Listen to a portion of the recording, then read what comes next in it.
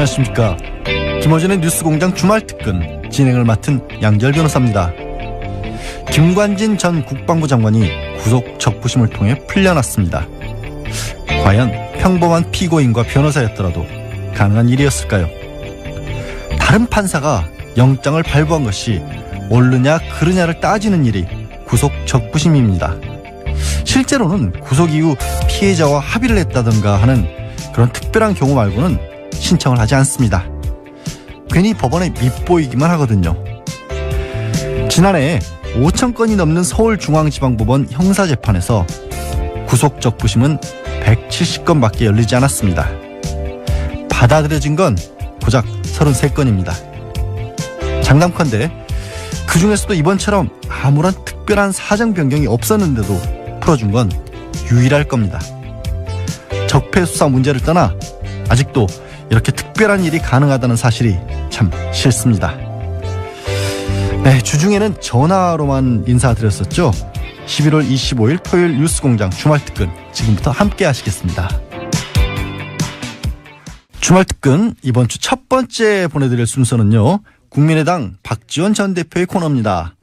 11월 23일 목요일 3부에 방송됐었는데요. 다시 들어보시겠습니다.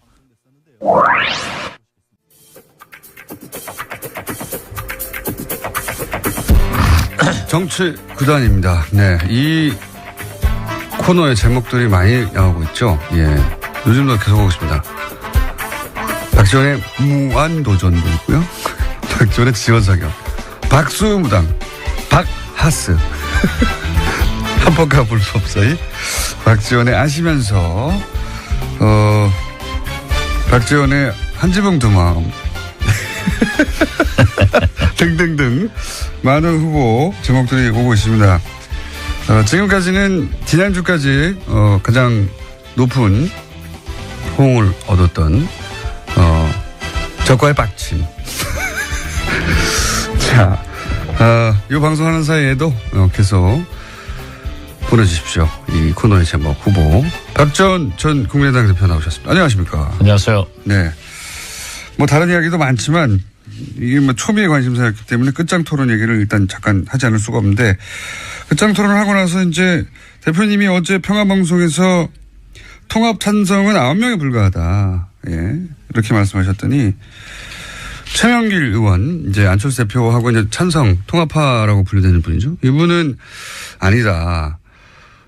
연대, 유보, 찬성 합치면 이분들이 20명이 넘는다, 오히려. 그런데 잠깐. 예. 이 공장장께서는 네. 이 방송에 출연시켜 놓고 네. 그냥 안철수 국민의당을 분당시켜 버리려고 하는 그 기도를 잠깐 중단하고, 네. 그래도 집권 여당 또 문재인 대통령이 잘하는 것은 박수를 쳐야지만은 네. 잘못하는 것은 야당으로서 지적도 해야 된단 말이에요. 물론이죠. 그러니까 오늘의 발언부터 먼저 주세요. 네, 알겠습니다. 네. 그러지 않으면 제가 공장장을 해임합니다. 제가 해도 되죠? 네. 해임은 안 되겠지만 어쨌든 먼저 하고 싶은 말씀 하십시오. 굉장히 하고 싶구나. 대표님이 해임을 결정하신다고 이제 해임이 되는 게 아니니까. 네. 제가 방송 허락했으니까 그 정도 권한은 가지고 있어요. 알겠습니다. 예. 그러는 걸로 하고. 산들바람은 불어도 봄날은 갑니다. 네, 그런 셈 치고. 네, 문재인 대통령이 지금까지 잘해왔는데. 뭔가 마음에 안 드시는 저는 문재인 호에 빨간불이 들어오기 시작했다. 지지율 거꾸로 올라가고 있는데요. 어쨌든 글쎄요. 뭐를 보신 겁니까? 지금 말이죠. 예. 지금까지 너무 잘했기 때문에 인사에서 그렇게 잘못했지만은 카바가 됐어요. 네. 그런데 지금 보시면은 네. 오늘 예. 전병헌 정무수석의 구속영장 청구. 예. 어제 김관진 장관의 석방. 예.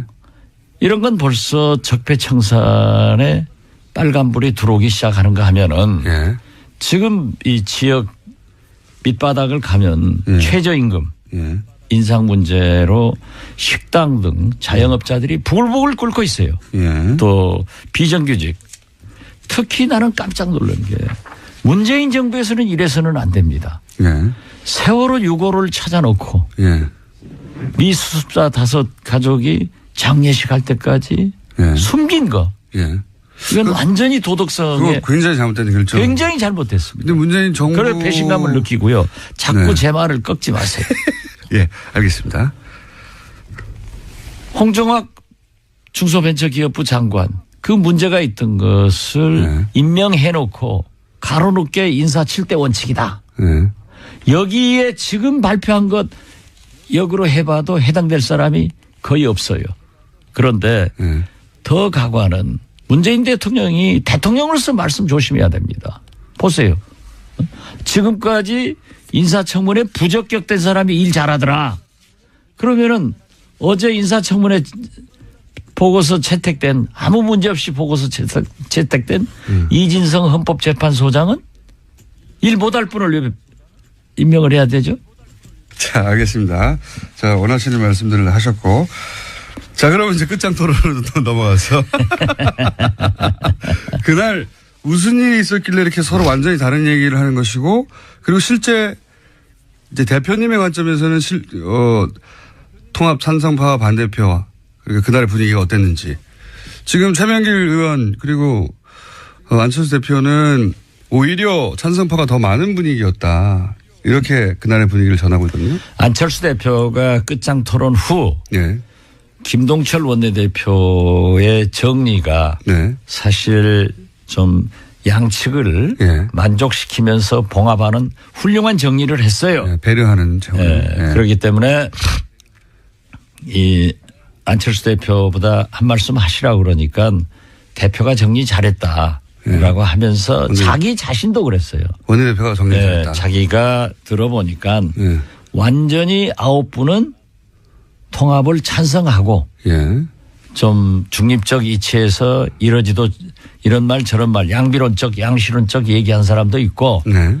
반대한 사람들이 약간 많다. 예. 약간 이런 많다. 얘기를 했어요. 약간 많다. 그런데 그게 이제 안철수 대표의 현장에서 그렇죠. 얘기죠. 예. 그리고 대체적으로 예.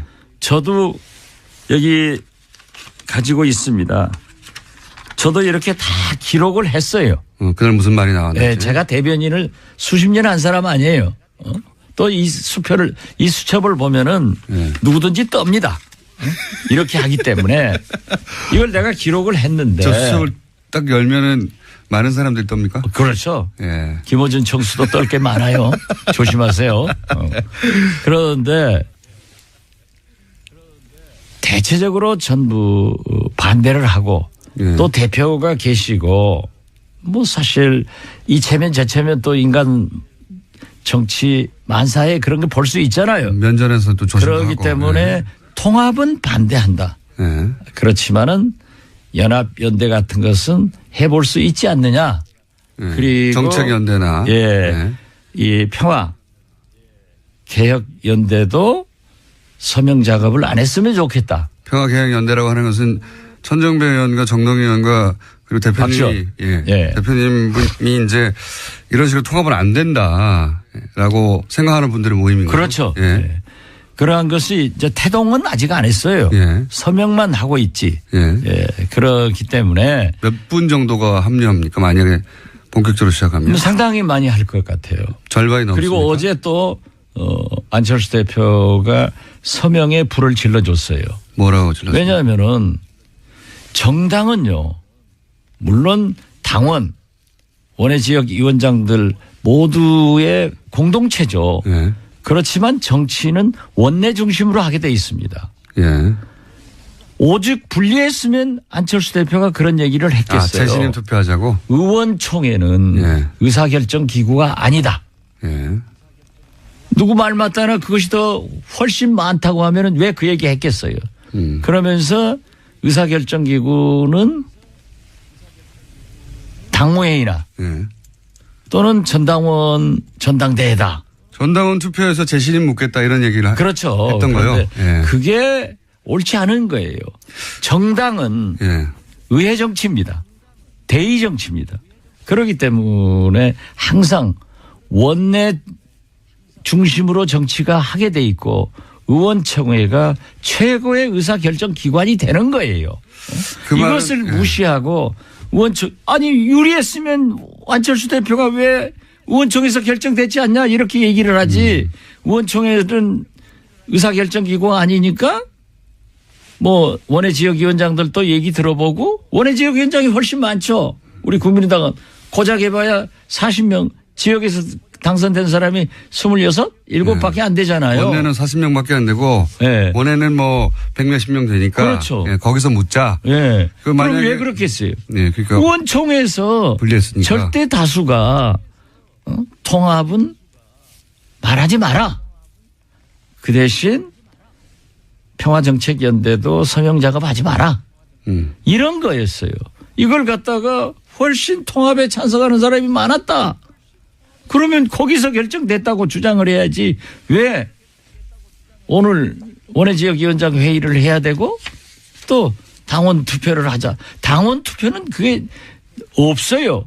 의견을 참작할 뿐이지 전당대회에서 결정하게 돼 있어요. 사실 그 말은 2년 전에 안철수 대표가 사실은 지금 대표님이 하신 말씀은 2년 전에 안철수 대표가 당시 문재인 민주당 대표에게 했던 얘기입니다. 그때 굉장히 혁신전대하자. 그다음에 뭐 여러 가지. 그런데 공장장은 밤낮 문재인 대통령만 편드니까 그건 아니, 불공정 방송이고. 아니 제 말은 그 말이 아니라 이러면 안 되지. 안철수 대표가 본인 그때 당시 문재인 대표가 똑같은 상황이라 말씀드리는 겁니다. 문재인 대표가 전당원 똑같은 상황이나 말씀드리는 게 아니라 제시는 투표하자고. 문재인 대통령한테 유리하고 안철수 아니요. 대표를 까기 위해서 하는 거지 뭐. 안철수 대표가 그때는 전당원 투표로 재심을 묻는 거에 대해 묻자고 하는 문재인 대표의 제안에 대해서 그런 게 어딨냐고 지금 방금 말씀하신 대로 했었거든요. 네. 예. 근데 이제 거꾸로 상황이 바뀌어서 본인이 전당원으로 그 재심을 말도 예. 자료를 저한테 줘서 제가 얘기를 하면은 이 청취자들이 이해를 하는데 공장장이 얘기하니까 또 저 사람 안철수 깐다 하는 거야. 2년 전엔 전반대 상황이었는데 이제 그게 생각이 안 나신 것 같아서 제가 환기시켜 드린 거고요. 아, 그거 하나 적어주세요. 내가 유효 적절하게 의원총회에서 한번 깔게. 2년 전엔 전반대 상황이었다. 예, 예. 그러니까 이제 요는 끝장 토론에서는 통합 반대파가 많았다. 확실히. 그렇죠. 확실했다 그거는. 아니 그것만 봐도 거듭 말씀드리지만은 의원총회에서 통합 찬성파가 많았으면은 안철수 대표가 의원총회에서도 통합 찬성파가 많지 않느냐 이렇게 얘기하지 왜 원외지역위원장 맞습니다. 당원 투표 하겠냐 이거죠. 이건 어떻습니까? 머리가 나빠.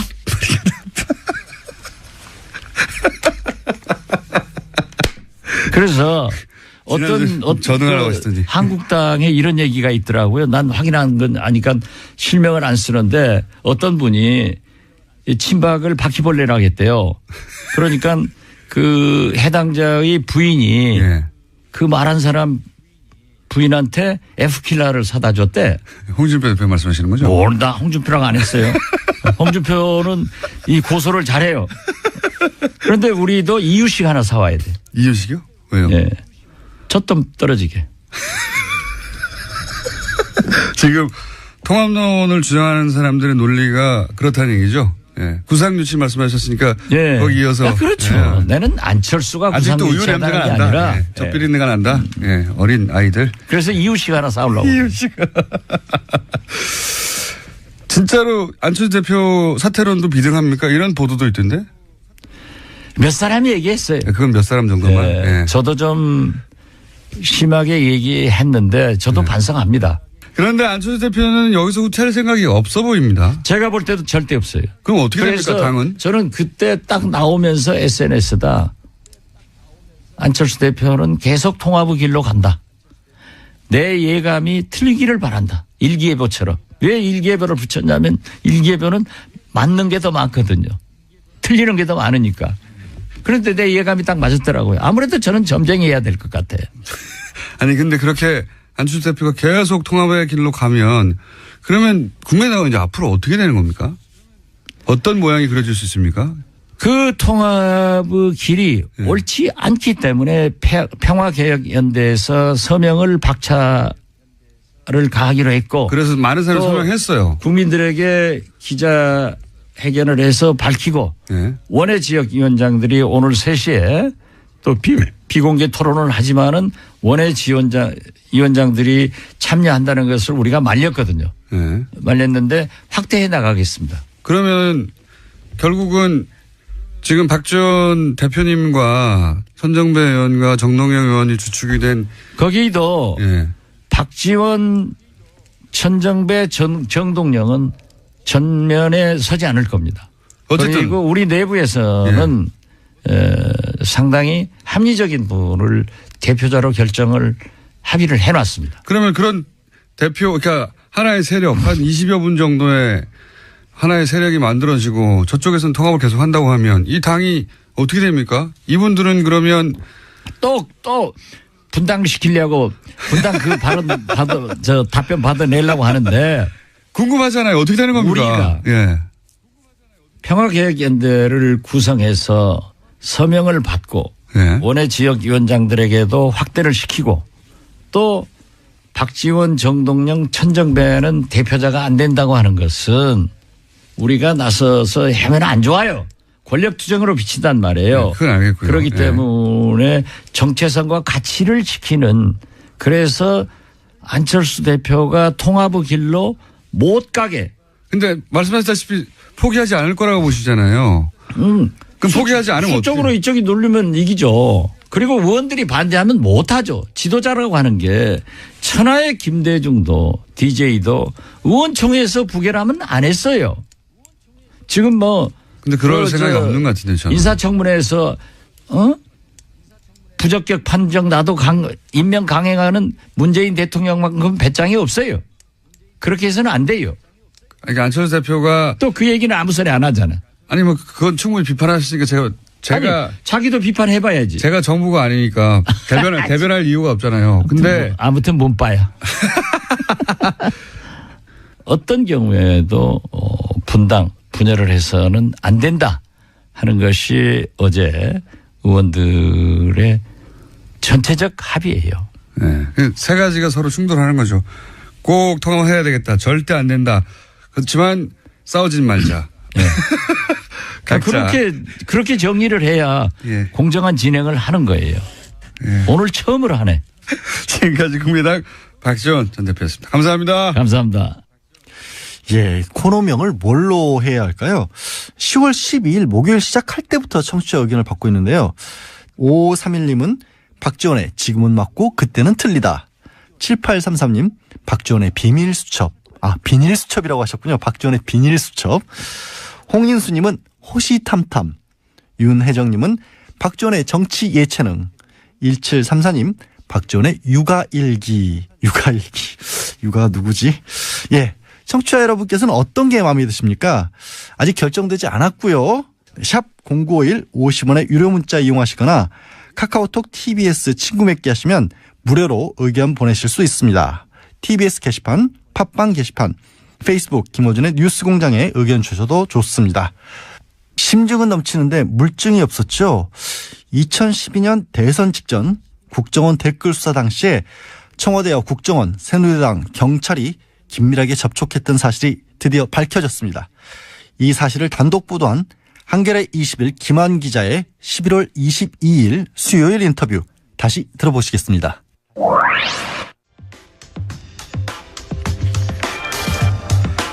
2012년 대선 직전 국정원 댓글 수사 관련해서 청와대 국정원 새누리당 경찰 간의 숨은 커넥션이 있었다 하는 걸 최초로 단독 보도한 한겨레 21일 김한 기자 수에 모시고 이야기 좀 자세히 나눠보겠습니다. 안녕하십니까? 네, 안녕하세요. 이게 그러니까 그 대선 직전에 그렇죠. 예, 그리고 마지막 토론회 네. 전후해서 네. 굉장히 바쁘게 돌아갔죠. 그렇죠. 예. 그 마지막 토론회 5일 전이었던가요? 네. 4, 5일 전에 소위 이제 국정원 댓글 사건 소위 누굽니까? 김하영 직원. 예. 김하연 직원이 오피스텔에서 네. 작업하고 있는 걸 잡아서 네. 처음으로 이제 밝혀졌는데 이걸 경찰에 수사를 했죠. 그렇죠. 수사를 했는데 대선 마지막 토론회 날 네. 여러 가지 일들이 있었습니다. 네, 그렇습니다. 일단 그 얘기를 해주세요. 무슨 일이 있었는지. 기억을 대선에 일단 대해서.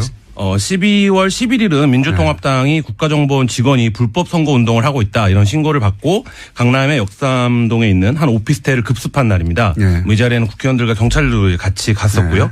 말씀하신 대로 16일은 18대 대통령 선거의 3차 토론회 마지막 토론회였죠. 네. 마지막 토론회가 있던 날입니다. 그러니까 11일부터 13일까지 그 오피스텔 앞에서 대치 상황이었고 네. 그 여직원이 이제 문을 열어주지 않고 있었죠. 네. 그리고 그래서 감금이라고 했죠. 네, 감금 사건이라고 감금. 이제 새누리당은 불렀죠.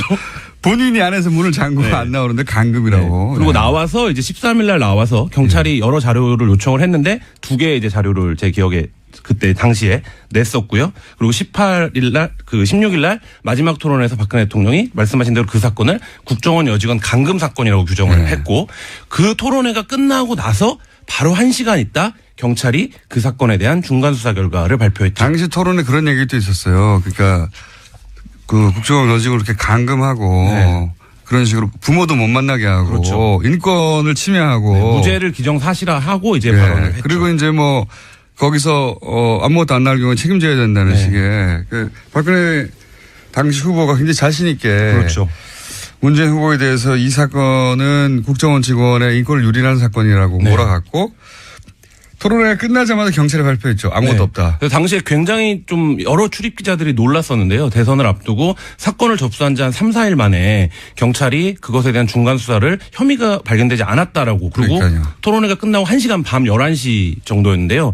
그리고 그때 경찰이 11시에 중간 수사 결과를 발표하고 나서 바로 11분 뒤에 국정원이 입장을 발표합니다. 그래서 당시에도 뭔가의 공조가 있었다. 이런 이제 그때 얘기 그렇게 얘기 많았죠. 네, 의심들은 많았는데 저희가 한겨레 21이 처음으로 이 당 청 그리고 국정원과 경찰의 사각통화 커넥션의 통화 내역을 입수를 했습니다. 본인들이 이제 열심히 했다는 겁니다. 네, 그래서 저희가 이것을 3,000번이 넘는 통화를 자기들 다 분석했다. 네. 분석했다고 자랑하는 저희 거고요. 이번 한겨레 21을 보시면 이것을 이제 연결망 분석으로 시각화해 놓은 자료를 보실 수 있는데요. 네, 좀 좋으세요 한번. 네, 그럼 네. 실제 누가 어떻게 통화를 했는지가 자세하게 이제 보실 수가 있는데요. 이렇게 그림으로 나오니까 쉽게 파악이 되는 거군요. 네, 그래서 네. 이번 저희 분석에서 처음으로 이때 이명박 정부 청와대가 이 사건에 연루되어 있을 가능성이 드러났는데요.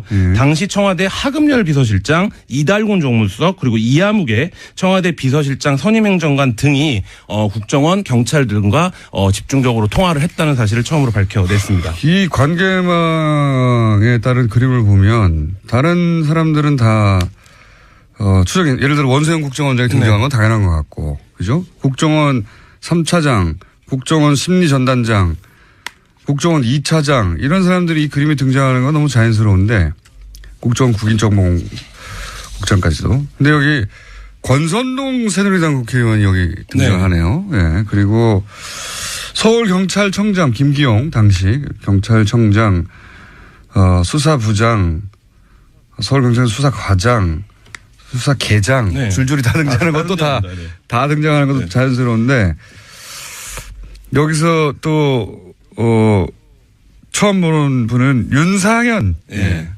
박근혜 당시 전 박근혜 수행단장이었죠. 예, 박근혜 전 대통령 누나라고 부른다고 네. 하는 윤상현 당시 수행단장과 권선동 새누리당 국회의원이 이 그림에 등장하는 그래서 그 통화 내역을 분석을 해보면 서로 매칭을 해서 통화를 하는 양상을 그러네요. 볼 수가 있는데요. 네. 예를 들어서 하금열 청와대 비서실장이 박원동 국익정보국장과 통화를 하면 국익정보국장이죠.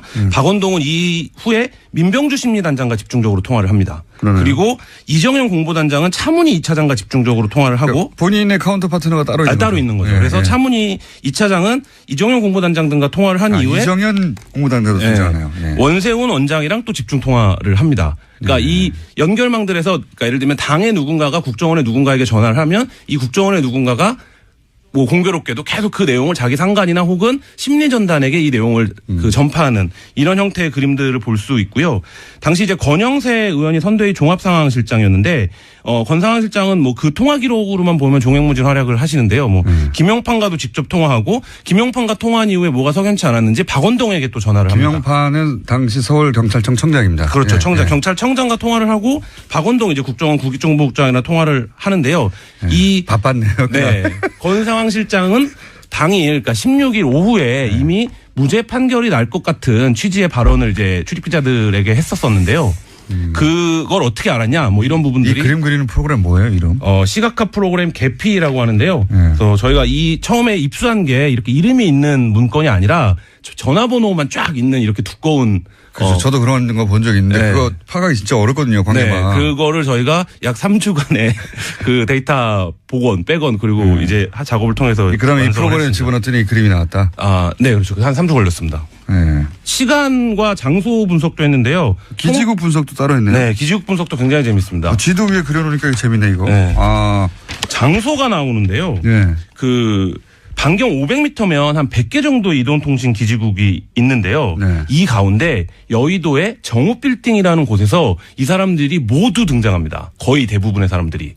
아. 근데 이 정우빌딩은 새누리당 대선 캠프 당사에서 한 140m 정도 떨어진 곳이에요. 그러니까 예를 들면 이 140m 반경에도 한 그 100여 개 이상의 당연히 이제 통신국이 있을 텐데 유독 다 정우빌딩으로 잡힌다는 거죠. 이거는 그러면 일종의 당시 여러 가지 상상이 일어나시죠. 캠프. 네. 네. 그러니까 이게 이제 드러난 캠프가 아니라 네. 은밀한 캠프였을 수 있네요. 왜냐하면 여기에 국정원 차장, 이정현 당시 공보단장, 권영세 당시 종합상황실장, 국정원 대변인, 국정원 심리전단, 국정원장, 서울지방경찰청 청장, 김용판 청장. 네. 그러니까 국정원 직원과 경찰청장과 새누리당 의원과 캠프의 인사들 이 다 모인 거죠? 네, 그렇죠. 그래서 저희가 이 통신기록 수사 전문가인 현직 경찰에게 이것을 어떻게 판단하겠느냐라고 이제 물어봤는데 일단 그 정보가 부족하다. 왜냐면 이 앞뒤로 통화를 어디다 했는지를 확인을 해봐야 된다. 일단 동선을 다 짜려면. 모였잖아, 자기들끼리. 그렇죠. 근데 이 정도 기록이면 의지가 있으면 바로 수사를 해볼 수 있는 단계라고 자기는 본다. 이건 안가 같은 것이 있었거나. 네. 네. 아니면 비밀 캠프가 예. 있었거나. 비선 캠프, 비밀 캠프. 비밀 캠프일 수밖에 없어요. 왜냐하면 경찰청장과 국정원의 고위 간부와 새누리당과 캠프의 인사들이 한꺼번에 모였으니까요. 그렇죠. 그리고 뭐 국정원 측에서는 거기에 국회 관련된 무슨 회의가 있었다 이런 식으로 이제 해명을 하고 있는데 제가 보기에는 확인이 필요해 보입니다. 국정원 아지트였을 수도 있겠습니다. 국정원 인사들이 더 많네요. 국정원이 당시에 뭐 국회 정보위원회가 거기서 열렸다거나 이런 부분들을 확인, 뭐 추가적인 확인이 필요하긴 한데요. 국정원이 대선 기간에 여의도에 사무실을 운영하는 것도 사실 비정상적인 상황이긴 하죠. 아, 그림을 그리는 게 재밌네요. 그 외에 또 특별한 장소 있나요? 또 한 가지 장소가 드러나는데요. 종로구 창성동 청와대 부속청사 주변입니다. 여기서는 대통령 비서실과 경찰, 국정원의 핵심 인물들이 모두 통화 기록이 잡혀 있는데요.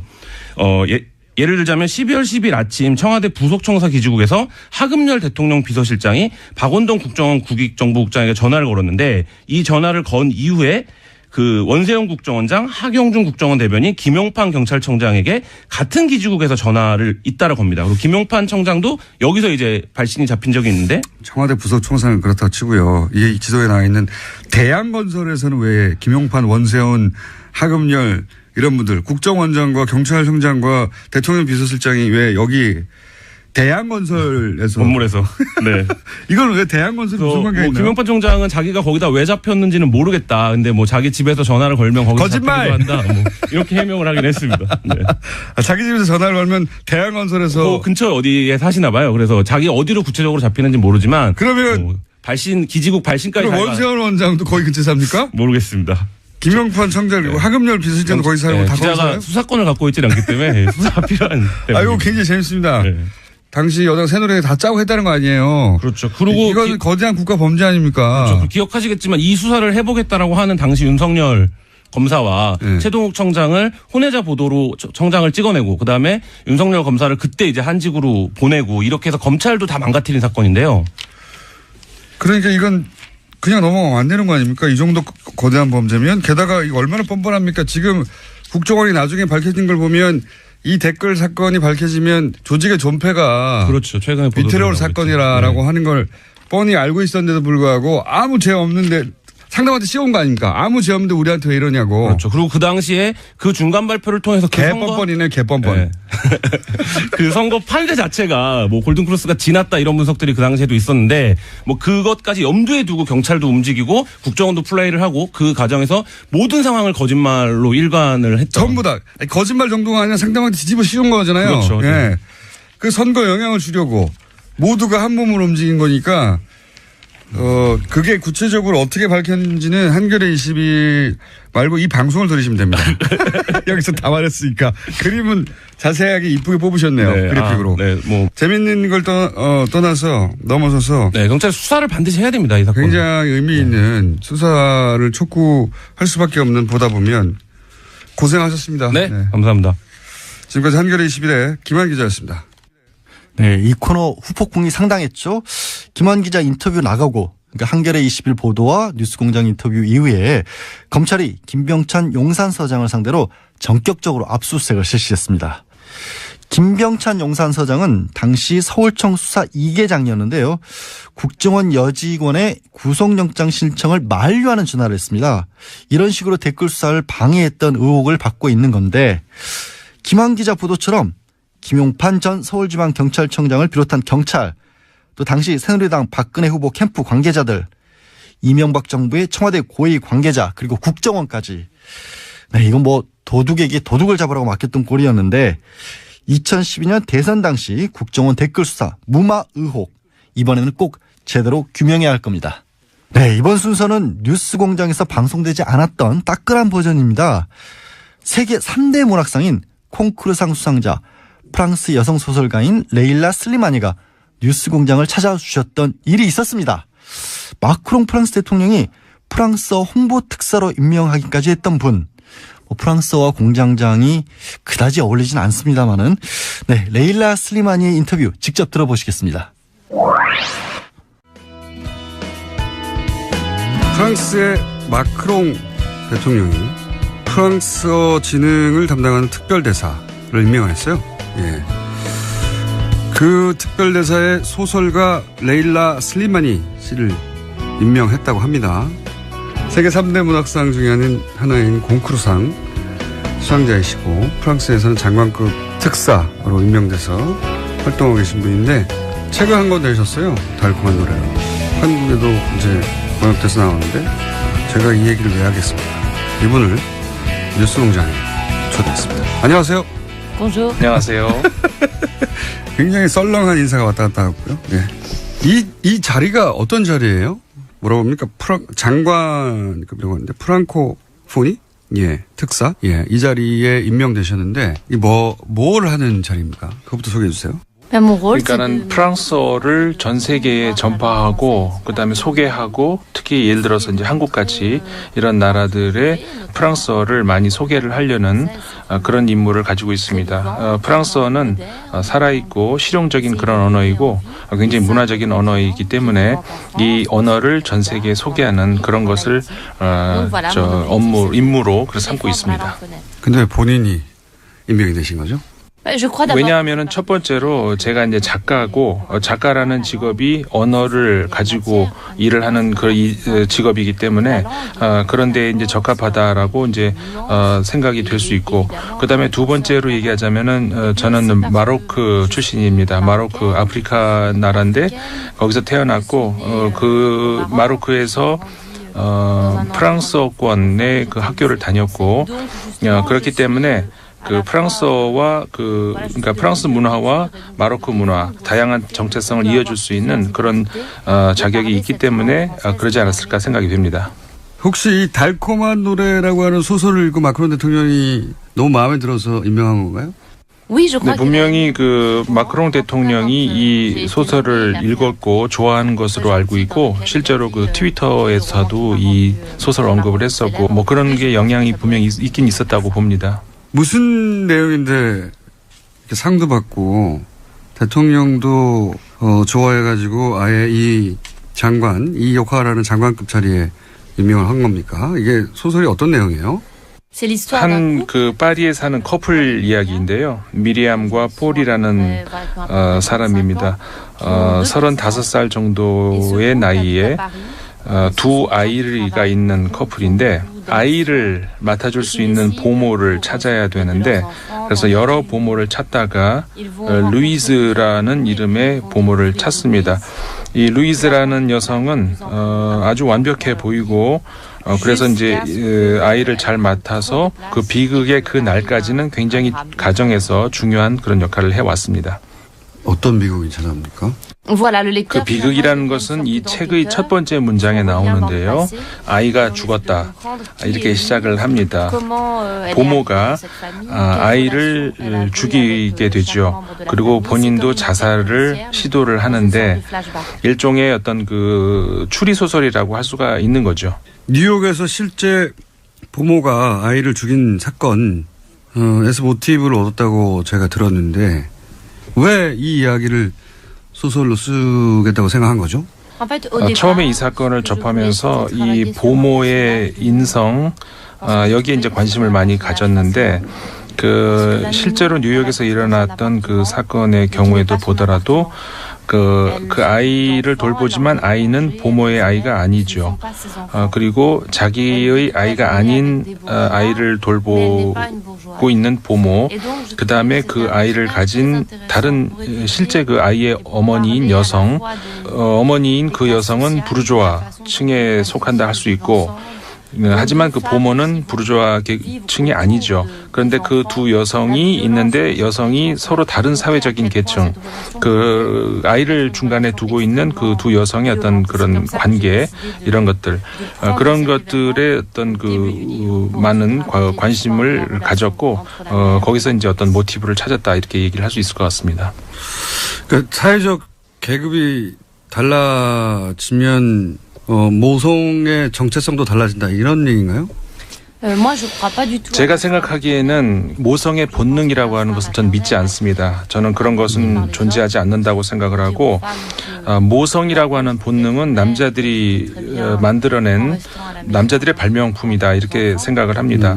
집에서 아이를 봐야 되고 그러니까 집에 여자들은 집에 있어야 되고 여성들은 그 엄마라고 하는 어떤 그 정체성의 아름다운 모습을 항상 이렇게 듣고 강요받고 그렇게 자라는데 실제로 엄마가 되어 보면은 엄마라고 하는 것은 굉장히 힘든 일입니다. 그리고 경우에 따라서는 하고 싶지 않을 때도 많이 있습니다. 물론 아이는 좋아합니다. 우리 아이를 좋아하고 아이가 사랑스럽지만 엄마를 하고 싶지 않을 때도 많이 있습니다. 그렇기 때문에 그러지 못했을 때의 죄의식 이런 것들이 같이 강요가 되고 그래서 어쨌든 여성은 집에 있어야 한다는 그런 그 사회적으로 만들어진 그것이 여성의 그 엄마의 본능이라고 하는 것이고 사회적인 현상이다 이렇게 생각을 합니다. 이해했어요. 혹시 본인이 이 모로코 출신으로서 모로코에서의 여성 인권의 현장과 프랑스에서의 그 인권의 격차를 직접 경험하면서 더 빨리 혹은 깊이 눈 떴다고 할까? 빨리 눈 떴다? 혹은 뭐 본인이 가지고 있는 경계인으로서의 삶이나 이런 게 여기에 영향을 미쳤냐 이 소설에 그게 궁금합니다. 그렇죠. 여권 신장 이 굉장히 중요한 문제고 그런데 이거는 모든 나라에서 다 마찬가지의 문제라고 생각합니다. 물론 아프가니스탄에서의 여성이 독일의 여성과 같은 지위를 가지고 있다고 할 수가 없고 수단의 여성이 역시 그 스웨덴의 여성들과 같다고 얘기는 할 수 없습니다. 하지만 지금 지구상의 모든 곳에서 다 공통되는 문제라는 것은 분명해 보입니다. 그리고 그래서 말씀하신 것처럼 그 모로코에서의 그 경험 이런 것들이 분명히 저한테도 이런 문제를 민감하게 받아들일 수 있게 이제 만들었고 그 여성들의 환경이 있었습니다. 제가 20살 무렵인데 그 2004년입니다. 그 당시에 큰 어떤 그 정치적인 어떤 개혁이 있었기 때문에 그 지금의 모로코의 여성들은 많이 나아진 삶을 살고 있는데 그 전에만 하더라도 예를 들어서 여성은 이혼을 요구할 수가 없다든가 남성들이 아이를 볼 수 있는 반면 여성들은 아이를 볼 수 없게 만들 수도 있다든가 그 굉장히 남성 중심의 그런 사회였었던 것이었죠. 그런 것이 나한테 좀 더 이렇게 예민하게 또 민감하게 문제를 볼 수 있었다 이렇게 생각할 수 있을 것 같습니다. 알겠습니다. 주제의식은 충분히 이해했고요. 예. 근데 마크롱은 요새 왜 이렇게 인기가 떨어져요? 지난번 선거 같은 경우에 굉장히 어려운 선거였습니다. 대선의 경우 우파의 이제 피용 후보 같은 경우에 많은 스캔들이 있었고, 그다음에 르펜 후보 같은 경우에 굉장히 높은 스코어를 얻었었던 것, 사회당의 추락. 이런 것들로 인해서 이제 그 굉장히 어려운 선거였고, 시민들 입장에서도 프랑스 국민들도 정치에 대해서 굉장히 지겹다 하는 그런 생각을 많이 가지게 만드는 그런 거였었습니다. 그래서 정치인들에 대해서 많이 기다려주기가 어려운 그런 상황이었던 거죠.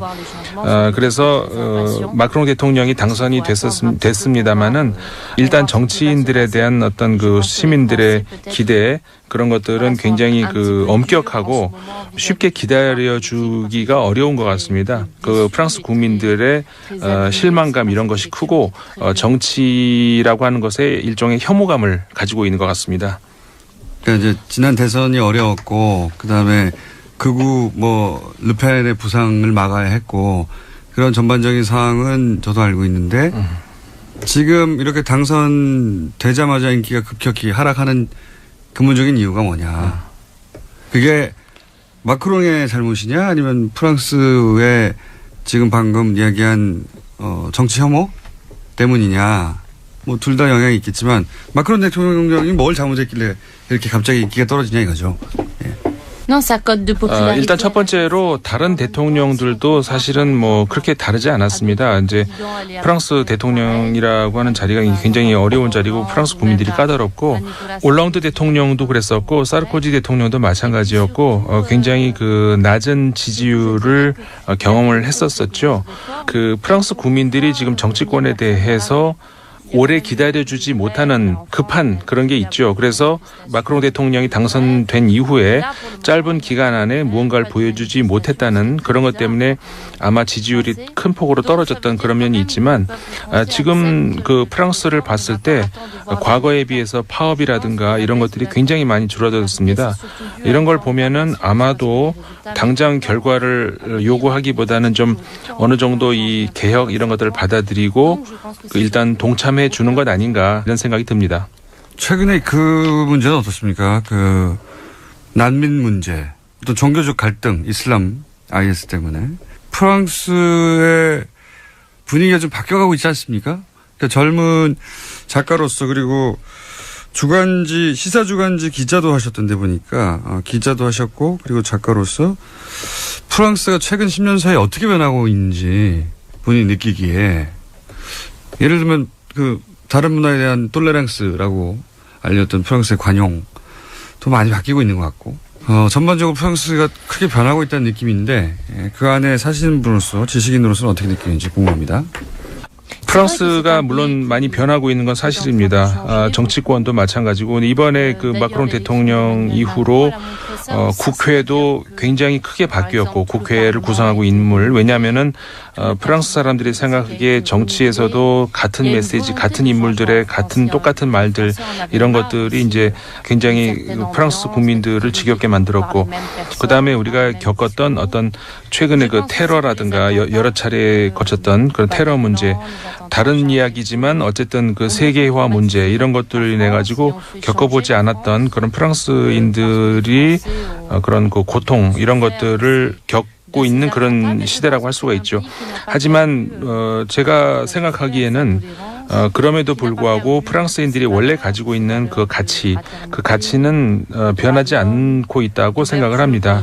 테러가 발생한 이후에도 그런 유형의 테러가 나왔다고 한다면은 굉장히 증오, 그다음에 외국인에 대한 혐오, 이런 것들이 있을 수 있었음에도 불구하고 프랑스인들의 그 태도를 봤을 때는 전혀 그렇지 않았고, 박애 정신이라든가 이런 것들은 여전히 살아 있다는 것을 우리가 이제 볼 수가 있습니다. 한국 독자에게 혹시 하고 싶은 얘기 있으신지? 이 소설을 통해서 파리에서의 삶, 이런 것들을 우리 한국의 독자들이 좀 느낄 수 있으면 좋겠고요.